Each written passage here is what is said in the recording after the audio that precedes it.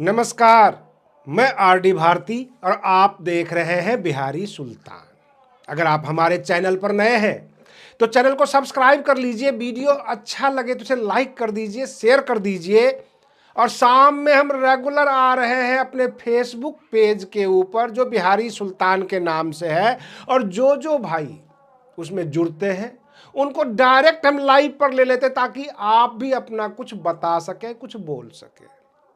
और आज आपसे महत्वपूर्ण चर्चा यह है कि बहुजन समाज के बारे में कहा जाता है कि 85%, तो 85% वोट क्यों नहीं, वो कहां जाते हैं सारे के सारे वोट। इसके ऊपर हम डिस्कस कर रहे हैं। उत्तर प्रदेश की ही राजनीति देख लीजिए तो 9% के करीब बहुजन समाज पार्टी को आया, आधा परसेंट 1% करीब जो है आजाद समाज पार्टी हो गया। और इसी तरह से जो बहुजन समाज से क्लियर कट जो बहुजन समाज है, SC ST को जो बिलोंग करते हैं, उनके पास नाम मात्र वोट है। तो वो वोट जाता कहाँ है? सत्ता में भाजपा क्यों है अगर आप 85% है तो? ये मुख्य सवाल है।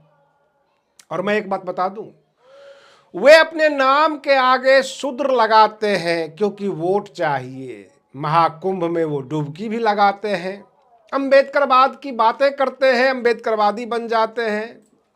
और समय आने पर अपने चाचा, अपने पिता का पिंडदान भी करते हैं। मनुवाद का जो है घोर निंदा भी करते हैं। ये ऐसी शक्ल सूरत हमारे देश की जनता, माननीय जनता, बहुजन समाज के लोग अच्छी तरह से पहचानने लगे हैं और इसलिए वोट शिफ्ट हो जाता है। मैं किसी का नाम नहीं लूंगा जो ताल ठोकते हैं, कहते हैं 85% हम बहुजन हैं। आप उन्हें दे क्या रहे हैं? जब वो रोटी मांगते हैं तो आप ये कहते हैं कि रोटी मिलेगी लेकिन संवैधानिक तरीके से। आप संविधान के नाम पर खूब गेम खेलते हैं। जनता समझ रही है। एक तरफ रोटी के टुकड़े फेंके जाते हैं, भिखारी तक बनाया जाता है, 5-5 किलो चावल गेहूं देकर लाइन में लगवाया जाता है। आप चाहते हैं कि हम फ्री फंड में जाति के नाम पर लाइन लगवा लें। ऐसा संभव नहीं है। ये खर्चीला भारत है। यहां सांस लेने के लिए भी GST पे करना पड़ता है। आप मोबाइल पे बात कर लीजिए, उसके जो पैकेज हैं उस पर भी GST होता है, यानी बातचीत के ऊपर भी GST है। अगर आप जरूरत से ज्यादा, कुछ ज्यादा अगर आप कमा लेते हैं तो इनकम टैक्स भी देना पड़ेगा। यह वह भारत है जो अमीर लोग जहां पर लंबी लंबी गाड़ियों में चलते हैं और उनकी जहरीली हवा आपको सांस लेनी है, सूंघना है, और आप फिर भी उनका जयकारा लगाएंगे। कहने का तात्पर्य है, भाजपा डिक्लेयर है कि वह धर्म की राजनीति करती है। आप उसका विरोध कीजिए, कोसते रहिए।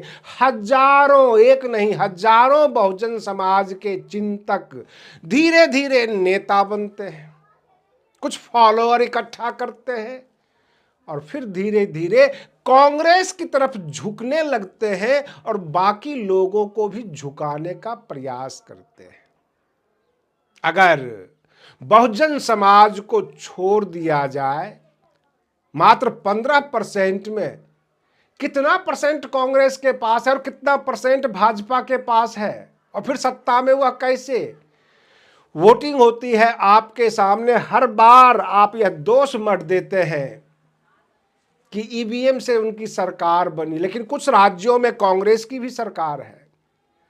रही बात ये, पिछले दिनों झारखंड मुक्ति मोर्चा पावर में आ गई झारखंड में, तो हेमंत सोरेन सर्व समाज से नहीं है, वो आदिवासी है, वह भी सत्ता में है। बहुत सारे जगह जो लोगों ने ईमानदारी से काम किया, बहुजन समाज के साथ ईमानदारी से काम किया, केवल जाति धर्म में उलझाकर नहीं रखा, बहुजन समाज को नहीं ठगा, उनको वोट देती है बहुजन समाज। ये हमने सर्वे में पाया है।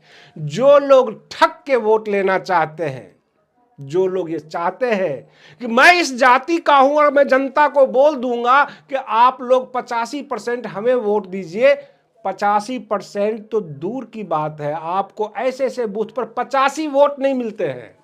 परसेंट तो बहुत दूर की बात है। इसलिए जाति, संविधान, धर्म, धर्म की बुराई, इन तमाम चीजों के ऊपर ठगी करना छोड़िए, जनता के बीच आइए और जनता के सामने निष्पक्ष होकर मिलजुल कर बहुजन समाज को ऊपर उठाने की बात किया जाए, उनके दर्द के साथ जुड़ जाएं। ये नहीं कि नाम के आगे शूद्र लगा लिया और उसके बाद हमको वोट मिल जाएगा। ये नौटंकी बहुत अच्छी तरह से जनता समझ रही है, जानती है। वह आपके पिंडदान को भी देखती है, आपके श्राद्ध में हजारों फॉर्च्यूनर लग जाते हैं, यह भी जनता देखती है। आपके गेट नहीं खुलते, जब यह दर्द भरी जनता आपके गेट तक पहुंचते हैं, आप उस वक्त वीआईपी नजर आते हैं। मैं आपकी बात कर रहा हूं, चाहे वो अखिलेश यादव जी हों, चाहे तेजस्वी यादव हो, चिराग पासवान हो, जीतन राम मांझी हो। बहन मायावती जी को इसलिए नहीं कह सकता, वो महिला है इसलिए हर वक्त वो मौजूद नहीं हो सकती, लेकिन अगर ऐसा ही स्टाइल आकाश आनंद जी का भी रहा, चाहे वो चंद्रशेखर आजाद हो, कोई भी व्यक्ति अगर उनके गेट बंद होने लगे, वो जनता के दर्द के साथ नहीं खड़े होंगे, गेट को ओपन नहीं करेंगे, जनता धीरे धीरे धक्के मार देगी। कांग्रेस के पास, भाजपा के पास कुछ पैसे हैं, कुछ दरियादिली है और कुछ इन चिंतकों को जोड़ती है, चिंतकों के लिए हल्की फुल्की सहूलियतें तैयार कर देती है। जाहिर सी बात है, कोई अपने समाज का 1000, 2000, 10,000 वोट लेके आ रहा है, उनके लिए वकालत कर रहा है, तो कुछ तो सहूलियतें वो देंगे ही देंगे। अगली पंक्ति में बिठाएंगे, अच्छे भोजन करवाएंगे, वीआईपी पास देंगे, बहुत सारी सुविधाएं होती है, मैं उतना गिनती नहीं करा सकता। लेकिन यह चिंता का विषय है कि कहने के लिए कहते हैं 85% और वोट आता है 5%, 10%। तो कहीं न कहीं से या तो राजनीतिक दलों में गिरावट आई है, आम जनता में गिरावट आई है। अब पिछले दिनों राहुल गांधी जी पटना जब आए तो उन्होंने बिहार के जातिगत जनगणना को फर्जी बता दिया। उन्होंने कहा ये असली तरीके से जो है, सही तरीके से जनगणना नहीं हुई है, इसमें हमें फर्जीवाड़ा नजर आता है, क्योंकि सबसे ज्यादा परसेंटेज तो यादवों का ही था और उनके गठबंधन में है, फिर भी उन्होंने कह दिया ये फर्जी है। और रही बात ये सवर्ण समाज, पहले से डिक्लेयर है, दिखता भी है, अरे 15% है, बहुत ज्यादा अगर उसको ईमानदारी से जोड़ा जाएगा, गिनती होगी 15 से 17% हो जाएगा अथवा 20% हो जाएगा, लेकिन फिर भी 80% समाज आपको सत्ता में नहीं आने देती, सत्ता के दहलीज तक नहीं पहुंचने दे रही है। इसका साफ मतलब होता है कि इन 80-85% मतदाता के साथ आप छल करते हैं। कुर्सी पर बैठने के बाद आप शूद्र नहीं रहते, केवल अपने नाम के आगे शूद्र लगाते हैं। क्योंकि हमने कई बार देखा, रामचरितमानस के जो चौपाई है, वो चुनाव से पहले आप चटकारे लगा लगा कर बोलते हैं, मनुवाद, सामंतवाद, उसके ऊपर हमला करते हैं, फिर उसी मनुवाद को क्यों अपनाते हैं पावर में आने के बाद? अपने घरों में अगर आपका कोई आयोजन हो, प्रयोजन हो, तो आप मृत्यु भोज भी देते हैं, लोगों को बुलाते भी हैं, पिंडदान भी करते हैं, बढ़िया से बढ़िया काशी के पंडित को बुलाते हैं और आम जनता के लिए उपदेश। आम जनता जब आपसे कहे कि कुछ सहूलियतें दीजिए, तो आप ये कह दीजिए कि संविधान में ये बातें नहीं लिखी हुई है। संविधान में ये बातें लिखी हुई है, शिक्षा हम बेहतर करेंगे, स्वास्थ्य हम बेहतर करेंगे, बेहतर प्रशासन देंगे। लेकिन प्रशासन यानी शासन, और शासन का ही दूसरा नाम होता है शोषण।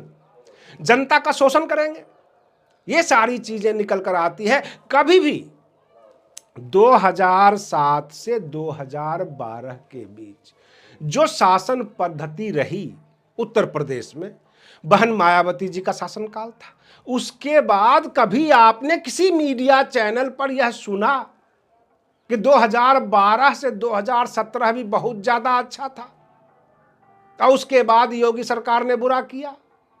रही बात ये, बहुत सारे जो माफिया थे, उन माफियाओं को अंत करके, चाहे वो जायज तरीके से हो अथवा नाजायज तरीके से, अंत करके योगी सरकार ने यह नाम कमाया कि हमने अपराध मुक्त किया है।